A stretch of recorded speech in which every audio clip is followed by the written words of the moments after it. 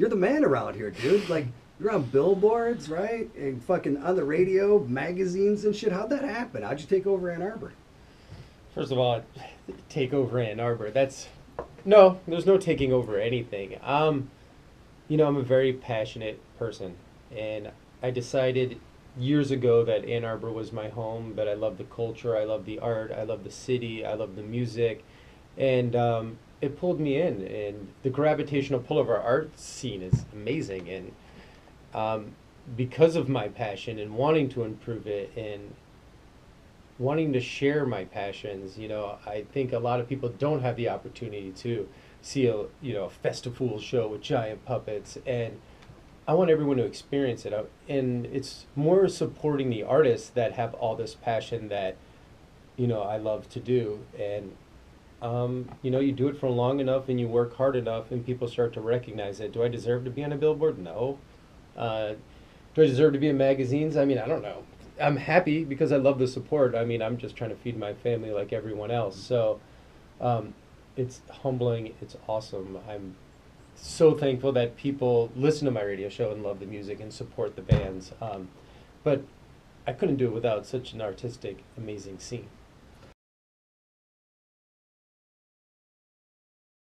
People have maybe a face of the local music scene, and it's just not true. It's just, I don't want to be. It's just dumb. It's not fair to me. It's not fair to musicians. I mean, it doesn't matter if you're selling out the Michigan Theater or whether you're playing in your family room for 5 people. I mean, music is something people own, and it needs to be set free on any format. And I just want to support, that passion, but with a radio show and buying festivals and booking shows. I mean, you have to give people bad news too. I listen to albums, and, people really wanted to play on my radio show, and I got to be that guy sometimes, but I just try to be honest. But that makes people be like, you're cursing. He has no fucking talent. Why can he say this? Because he has this, this, and this. And I don't want to be that guy. Well, I grew up in New England, New Hampshire, Rhode Island, Maine, and in 7th grade, my family moved to Philadelphia, northeast of, and I got there, as typical 8th graders are, met some kids, and they said, "Oh, Matt Altruda, you from Altoona?" And then because of Altoona, Pennsylvania, my last name being Altruda, I got called Altoona for like 6 months, shortened to Toona. So the correct spelling would actually be Toona, Toona. Okay. I made the mistake of bringing my high school yearbook to college, and my college roommates looked at my high school yearbook and saw everyone wrote Toona. It's just, I've never been able to run faster than it. Actually, right now, today, is the furthest I've ever escaped the nickname Toona. Oh, and so we're gonna fucking kill it by this interview, right? Yeah, which is fine, We've resurrected Toona. Having a strong nickname is really important in the music industry, too. We do have the university, and I think the cultural aspect of the university on a global level really just bleeds into the fabric of, our community. It's Ypsilanti and Ann Arbor. I mean, these professors and the music school, and it brings in a lot of, really talented artistic people. But you take the university out of it, and you take the soul of the local scene, and there's still amazing music and amazing artists. I think Ann Arbor gets it, where a lot of cities, are afraid to take the chance. And I think Ann Arbor understands that, whether it be music or art, family events where people can come out is how you make friends and, meet your life partner. And our city has a long history of embracing it with, the longest running folk festival, the blues festivals. I mean, we like to celebrate, and maybe it's because we have university dollars and have ways of paying for it where other cities don't. But where do you look for in a car, or where you would live? I want to live in a place with southern windows that gets lots of sun. And I look for bands kind of in the same aspect. Like, what is this doing to my soul? How is this making me feel? Does musical talent have something to do with it? Well, definitely. Does being able to sing it in tune, in pitch, help? Sure. I mean, but don't get me wrong. Nothing beats a raunchy guitar, garage band recording. Well, actually, a lot of things beat it, but a Definitely. really good one is fantastic. So, I I try to listen with a very open ear because I know these people that are making this music. It's part of them, and it's not fair for me to be like, I really don't like this. And like, oh, thanks. It's about my son. And it's like, I don't want to. But I mean, I need to be level-headed with that stuff. I think it hits me quick. I feel like, I heard about one of my friends in Tally Hall was making beats, and Jay-Z listened to one of them. And the story was Jay-Z was with someone listening through all these different beats that people made and would be like, next, next, next. And then my buddies came up and he was like,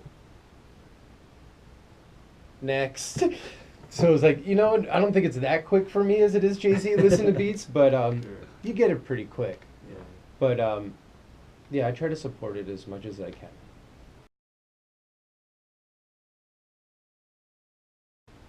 Um, I'd say if there are, well, the first thing you need to do is get recordings, so that way they can help sell themselves, whether it be YouTube or Bandcamp. Not necessarily. I would say if they're not going to go professional recordings, then I would probably go the internet way. Building up their social media, making sure that they create a platform so when they are getting it out there, people can find them. Even if you're not using your Twitter, you have no interest in using Twitter, you still need to have a Twitter. You could have your Facebook directly feed to it. Also, setting yourself up with proper website, just proper ways of tracking you, and getting out there. You know, it's not easy to call the blind pig and say we've never booked a show before, but we want to play. Right. However, if you're a band and let's say that you're, poppy folk band, you look at the Blind Pig website and you see a band on there you really enjoy. And you contact them and say, hey, we love this band and we want to open for them. And we'd play for nothing. And we will also put up posters. And we will also promote this show because we know this is going to be a good springboard to us having a career here. And I think you need to be creative like that. I have so many bands reach out to me like, how do we get on a festival? What do we do to get on this festival? And the reality is, Electric Forest doesn't care about your band. They don't. You're not big enough yet. You're not the one bringing hundreds of thousands of people, whatever.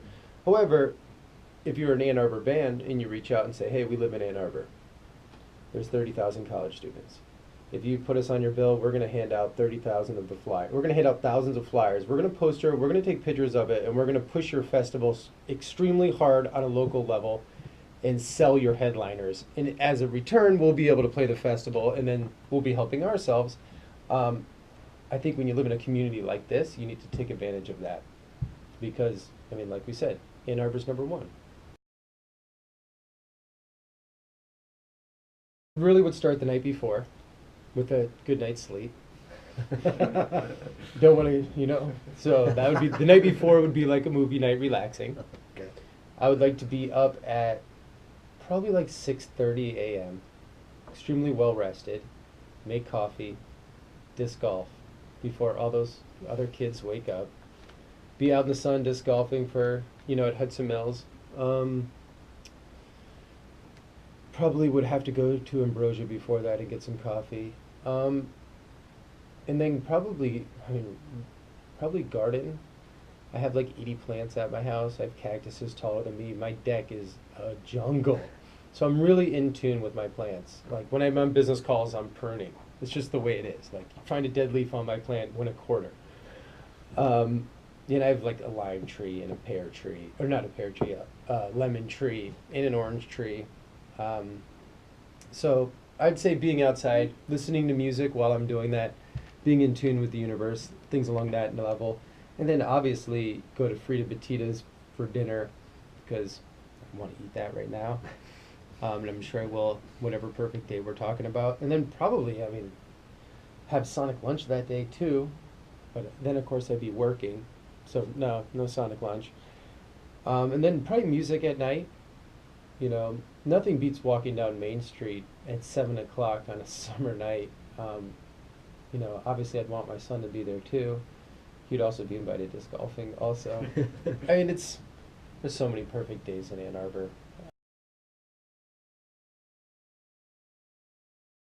I think I learned as a child, very importantly from my dad and my grandfather, is you you learn, but you don't realize till you get older that you only live once. You know, life's not a rehearsal. It's truly what you make of it. So I can be upset all day that I don't have this, and this. But the reality of the situation is when I step outside, like, it feels good to be alive. And then while I'm on this rock, I'm going to make the best of it. And it's one of the reasons why I'm so passionate about pushing the things I love, because I want other people to enjoy them too.